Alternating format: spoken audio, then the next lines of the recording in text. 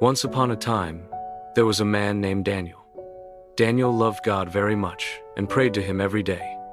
3 times a day, Daniel always followed God's commandments and trusted him. At that time, Daniel lived in a great kingdom ruled by King Darius. The king liked Daniel because he was honest, wise, and worked very hard. But some of the king's other officials were jealous of Daniel.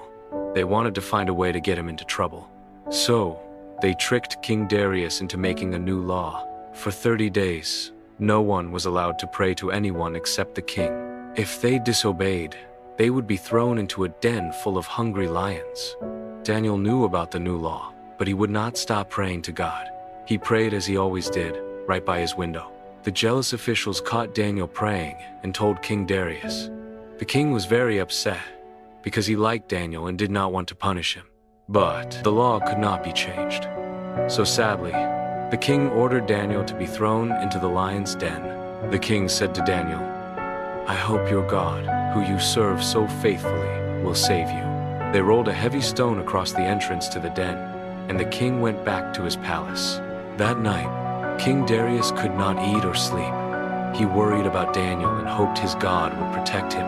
Early the next morning, the king ran to the den and called out, "Daniel, servant of the living God, has your God been able to rescue you from the lions?" Daniel shouted back, "Long live the king! My God sent his angel to shut the lions' mouths. They have not hurt me because I was found innocent in his sight." The king was overjoyed. He ordered the stone to be removed, and Daniel came out of the den. Not a scratch was on him. From that day on, King Darius declared that everyone in his kingdom must respect the God of Daniel, the great and powerful God who saved him from the lions. Then the king remembered the men who had tricked him and had planned to hurt Daniel. Because they had broken the law they themselves had used to trap Daniel, the king ordered that those men and their families be brought to the den. They were thrown in, and the lions overpowered them before they reached the bottom of the pit. After that, King Darius wrote a new letter for all the people in his land. He told everyone to respect and honor the God of Daniel, the living God who rescues and saves.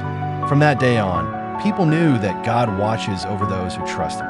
Daniel walked away strong and thankful, and the whole story showed that God is powerful, kind, and always ready to help those who believe. And Daniel continued to trust and serve God faithfully all his life.